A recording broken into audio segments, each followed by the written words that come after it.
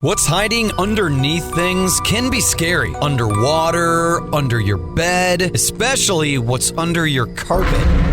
Except when you get new carpet from Carpet One Floor & Home. After tearing up your old carpet, they'll vacuum and apply Health Annex antimicrobial to your subfloor, disinfecting and killing mold, mildew, and any remaining general awfulness. Carpet One Floor & Home goes the extra mile to protect you, your family, and your home. Carpet One Floor & Home in Columbia, making your home beautiful, guaranteed. Good morning and welcome to Radio Friends on Tuesday, June the 18th. I want to introduce you to Bill Young. He is an author who's written a really interesting book. Good to have you here, Thank you, Bill. Paul. Good to be here. The book we're talking about is Trailblazers in Black Baseball. That's it. And I'm getting a quick education here on all of this. Mainly, we're talking about Jackie Robinson. Jackie Robinson played for the Kansas City Monarchs, right? He did. That was his introduction into pro ball. That was in 1942? 1945. 1945. Just out of the Army, he signed a contract, $400 a month, to play for the Kansas City Monarchs, signed by their owner, founder, J.L. Wilkinson. Now, that was an all-African-American team, yes, right? from throughout the 20th century, until that point, 1920, the first Negro League that survived formed. And so there were several different Negro Leagues. African-Americans, since the 1880s and 90s, had been forbidden from playing in Major League Baseball, so-called gentleman's agreement. We were not going to have any blacks play alongside whites. Isn't that something? It's a real stain on our nation.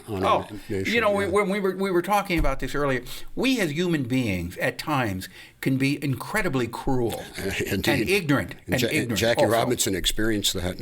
Yes, directly. Yeah.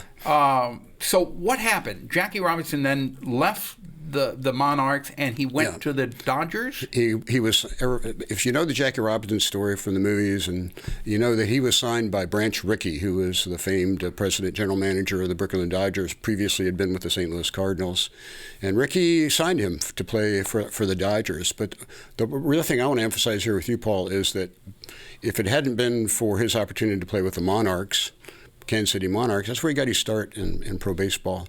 There would have been no Jackie Robinson in the Dodgers. He was with the Monarchs. That gave him the opportunity to move on up. Mm-hmm. And so it's not just Branch Rickey. It was some others who helped Jackie Robinson along the way. J.L. Wilkinson and the Kansas City Monarchs organization, a great African-American sports writer named This is all in the Smith. book, right? This is all. Have a whole chapter on Jackie Robinson and the Monarchs. Yeah, this is all in the book. So this is a really important history. It is, and it's unknown history in some respects. The research I did into his time in the Monarchs I uncovered some new things that weren't known. How was Jackie Robinson accepted when he went to the Dodgers?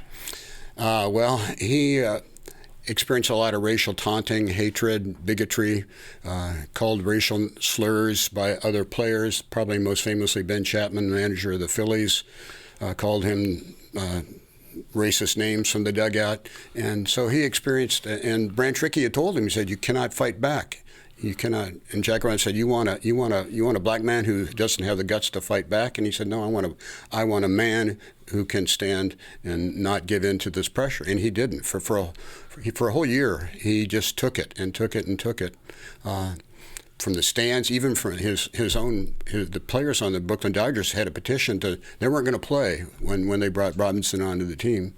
But Leo Droscher, the manager, said, you don't play, you're out of here. So he got some support, but he experienced a heck of a lot of racial taunting. Yeah. It's an interesting story. And indeed. It's eye-opening, and it's sad. It is all of those things. Yeah. It's called Trailblazers in Black Baseball. Bill Young wrote the book. And where is it available, Bill? It's available on Amazon.com. It's available for the publishers running a discount. McFarland Publishers. Just Google McFarland. It's one of the leading publishers of sports books in the States. Bill, I appreciate you so much for coming by and sharing information on this book. So again, if you would like to read it, you can get it from the publisher, McFarland. Just Google McFarland Publishing. And as he said, they're having a special on it right now. Or you can get it on Amazon. That's Amazon.com. And just put in Trailblazers in Black Baseball, and it'll show up. Okay? And again, Bill Young, thank you so much for coming by and sharing that interesting story with us. Now I want to introduce you to Suzanne Opperman Perlman. Good to have you here, Suzanne. Thank you. And we're talking about smart recovery, which is what? Smart recovery is a scientifically based approach to help people with any kind of dependencies, or the common word are addictions. We're trying to get away from that word.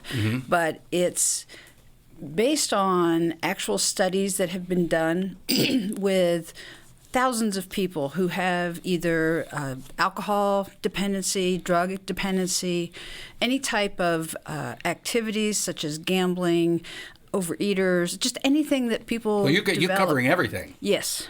Yes, because it has everything to do with how the person with those dependencies looks at their dependency. It's not something that they really have to do. They don't realize it's a choice. And to help them look at what their real priorities are in life, one of the things that we do is we ask people to make a list of what's most important to them. Their family, a place to live, their job. Their dependency is never on that list.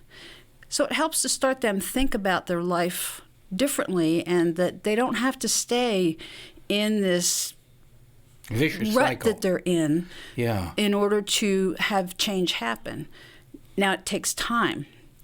And the thing I'd like to focus on today is the family's role or loved one's role with the person with dependencies, because it's all about changing behavior.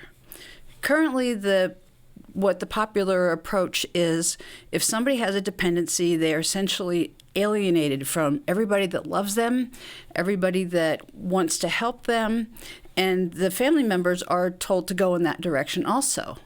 Well, way back in the 60s and 70s, Skinner discovered with dog studies, positive reinforcement was extremely strong. And so when people get positive reinforcement for behavior that is good or what people want to see, over time they tend to go in that direction. By cussing them out, throwing them out of the house, those kinds of things, having them, the quote-unquote, hit bottom, does nothing but reinforce their negative self-perception.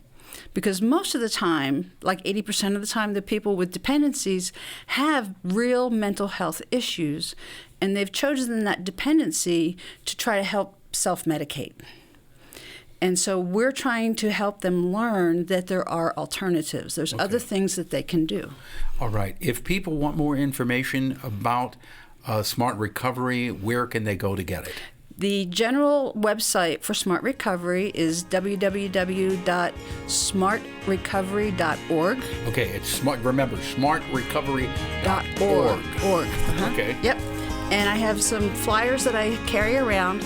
I'm giving 2 presentations in the next 2 weeks, one at Phoenix Program and one at Great Circle. Okay. When at the Phoenix Program? It's 9:15 on Wednesday. Okay.